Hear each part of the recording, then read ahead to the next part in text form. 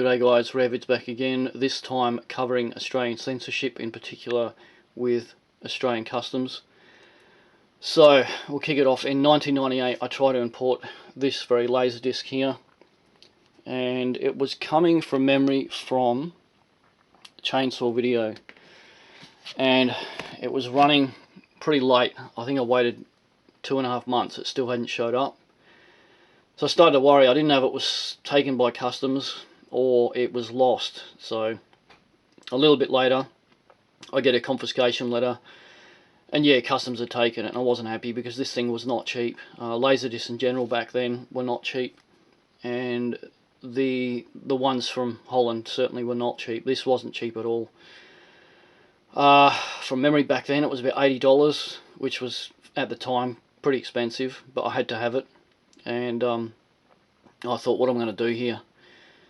So I didn't want to lose all that money, so I drove all the way up there, and I knew I could talk my way out of shit, and I went up there and these guys fucking grilled me, absolutely. Two of them fucking grilled me how I even knew about such films, you know, and I just said I'd read about them in books and whatever.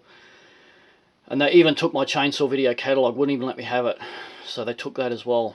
I don't know how I managed this, but I went from, these guys are essentially telling me I was going to face a court case and a large sizable fine, and end up being blacklisted and such, you know, all sorts of fear mongering into me. So I was shitting my pants. But by the end of the conversation, which would have been about an hour, I had conned them into letting me send it back.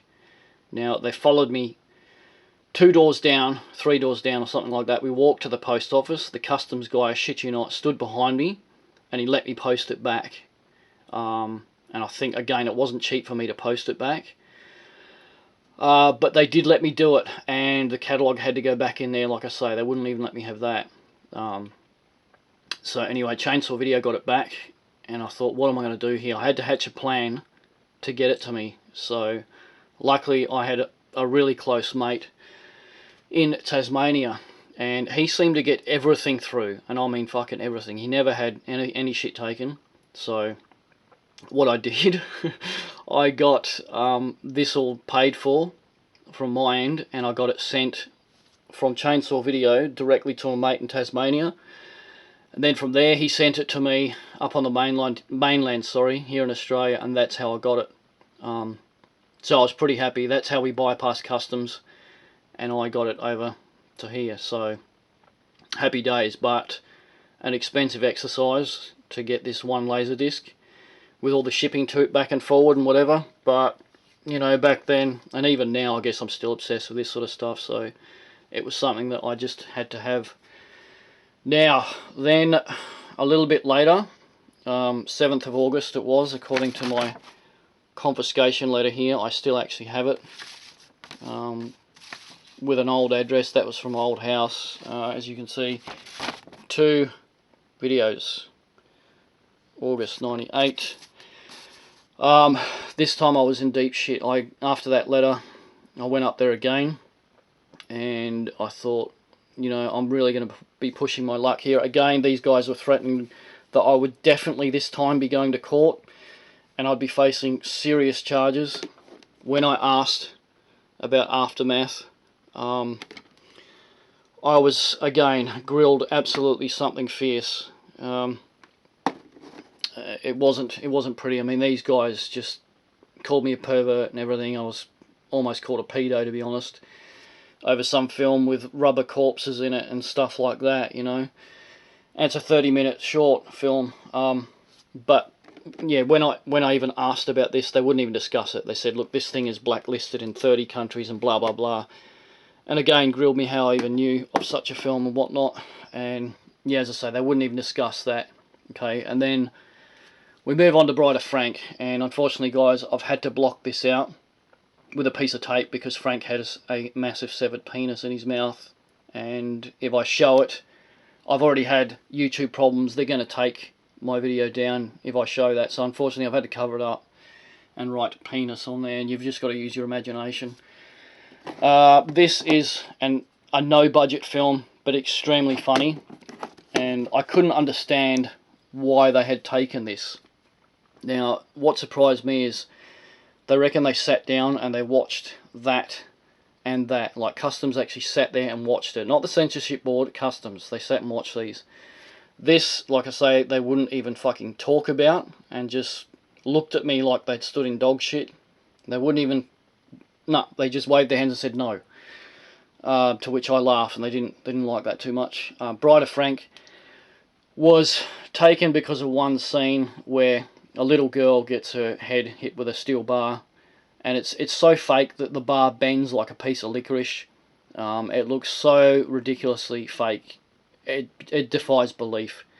And Frank reaches down and eats the little girl's brains and says brains or something or other from memory. And that's why they took it, because of that scene with the little kid. And again, these guys were going nuts.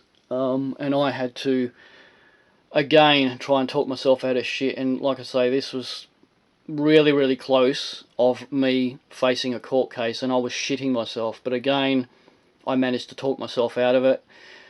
And believe it or not, they let me send them back again. And they said, this is the last time. If it happens again, I'm definitely going to go to court. There was no catalogue this time. Again, I did the same scenario. They let me send them back to... I can't remember if it was Cine City or Chainsaw Video. I think it was Chainsaw from memory again. And, yeah, they went back to Holland, and then back to down to Tasmania, and then up to me again. So I had to do that twice, and I only ever needed to do that twice.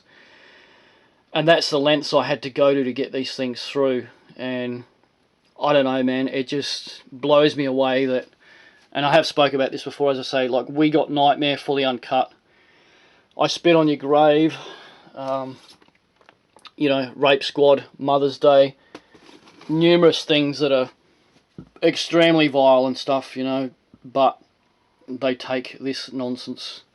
I know with Cannibal Holocaust, the main deal with that was the animal violence in it, not so much the human killings per se.